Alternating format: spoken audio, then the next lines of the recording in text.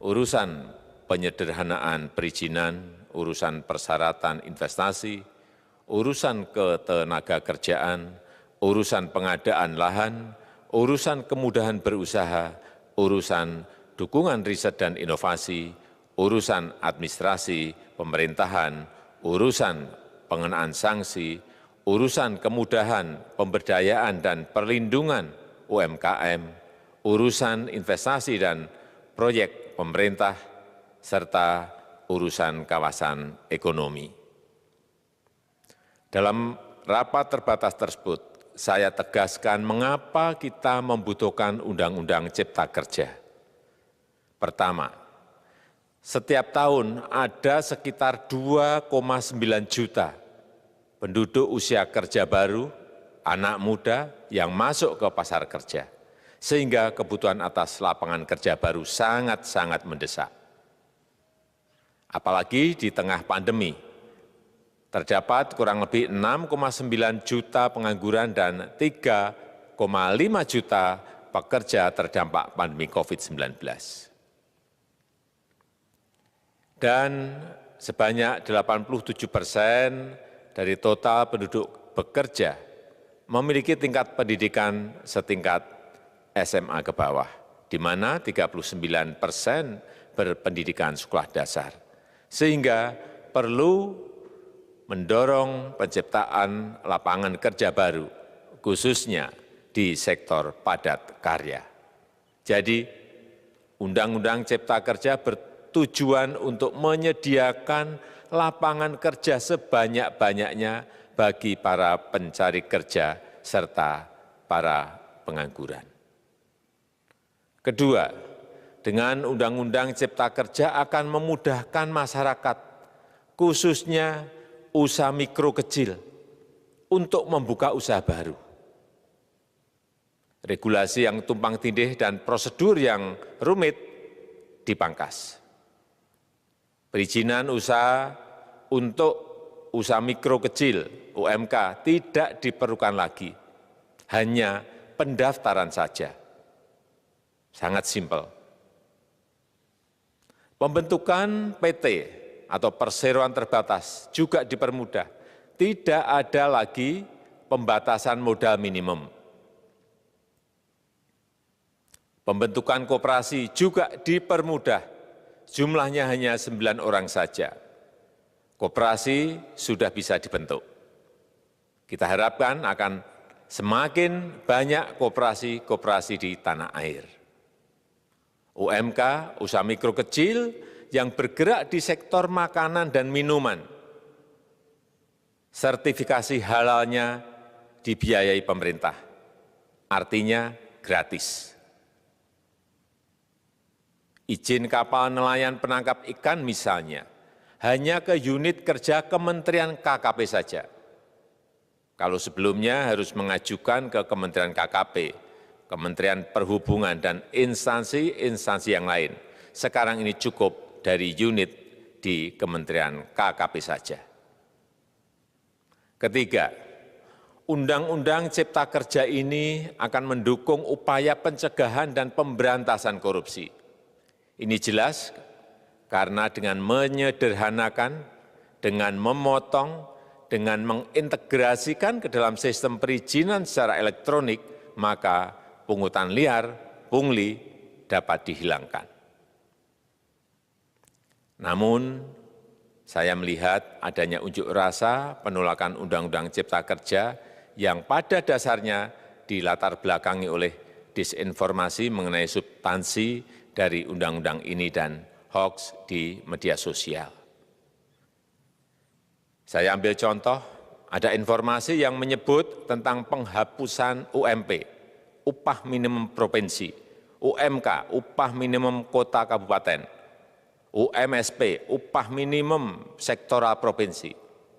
Hal ini tidak benar, karena faktanya upah minimum regional, UMR, tetap ada. Ada juga yang menyebutkan bahwa upah minimum dihitung per jam. Ini juga tidak benar. Tidak ada perubahan dengan sistem yang sekarang.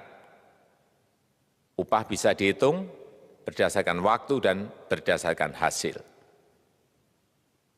Kemudian adanya kabar yang menyebutkan bahwa semua cuti sakit, cuti kawinan, cuti khitanan, cuti baptis, cuti kematian, cuti melahirkan, dihapuskan dan tidak ada kompensasinya.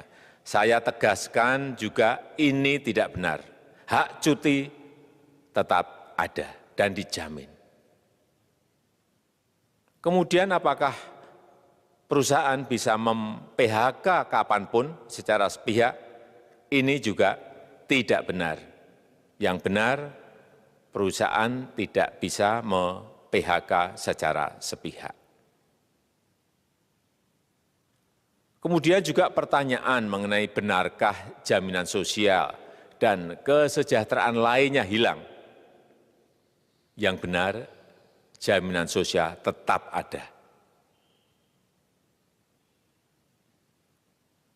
Yang juga sering diberitakan tidak benar adalah mengenai dihapusnya AMDAL, analisis mengenai dampak lingkungan.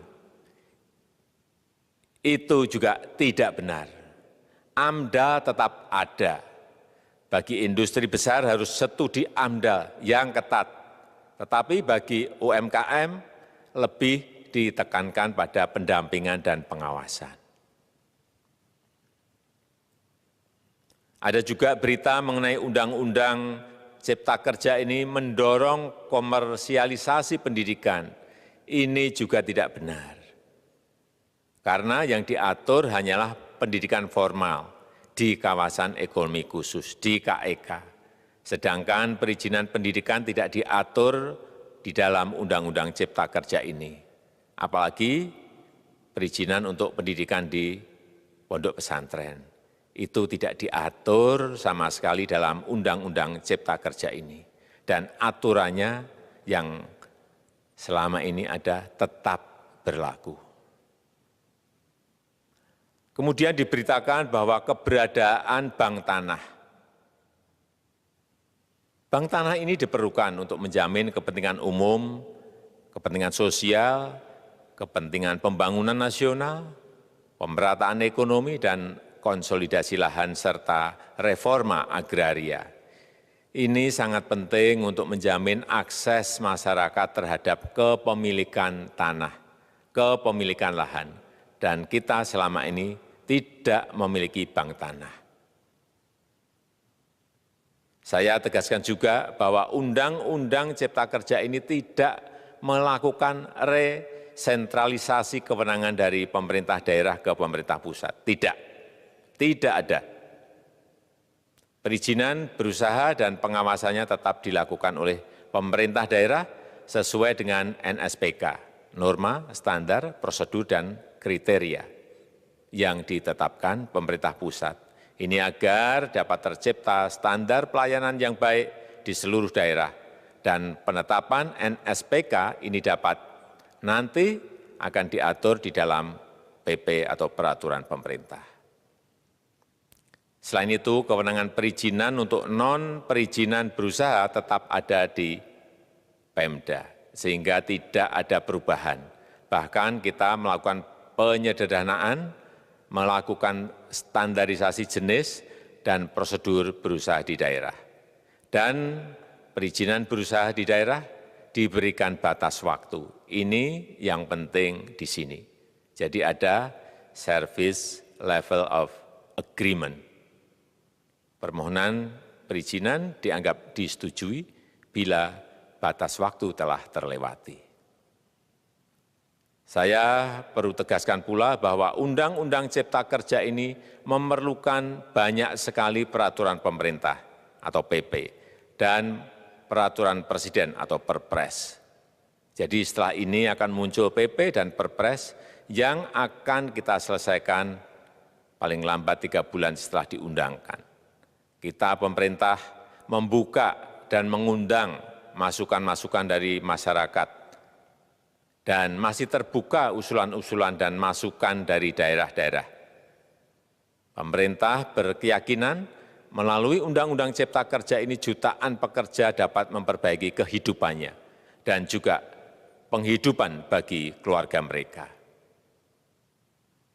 Dan kalau masih ada, jika masih ada ketidakpuasan terhadap Undang-Undang Cipta Kerja ini, silahkan mengajukan uji materi atau judicial review melalui MK, Mahkamah Konstitusi.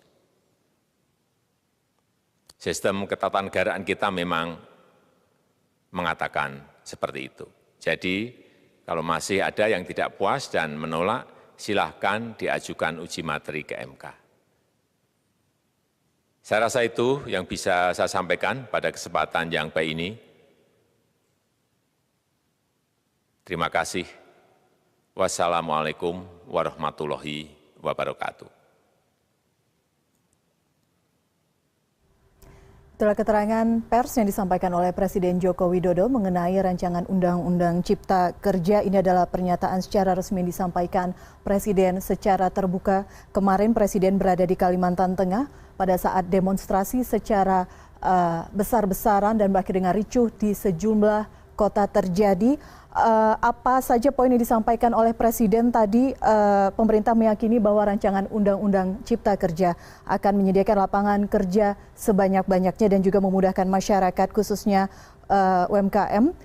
Ada sisi menyederhanakan syarat-syarat pembentukan regulasi. Kemudahan juga diberikan pada pembentukan perseroan terbatas, koperasi dan unit bisnis lainnya. Penyederhanaan perizinan dan juga penggunaan sarana elektronik juga dinilai bisa mencegah praktek korupsi karena akan memutus jalur pungutan liar dan juga suap. Kemudian tadi Presiden juga merespon penolakan dalam unjuk rasa buruh. Presiden menegaskan berbagai hak buruh tetap dijamin dalam rancangan Undang-Undang Cipta Kerja seperti hak cuti dan juga jaminan sosial, pengawasan AMDAL tetap ada namun dalam bentuk pendampingan bagi UMKM. Kemudian yang terakhir tadi Presiden menyampaikan bagi pihak-pihak yang tidak setuju dengan rancangan Undang-Undang Cipta Kerja, Presiden menyarankan melakukan uji materi ke Mahkamah Konstitusi melalui jalur hukum. Baik, itu dia tadi keterangan disampaikan oleh Presiden Joko Widodo merespon rancangan Undang-Undang Cipta Kerja yang hingga saat ini masih terus menuai penolakan dari masyarakat.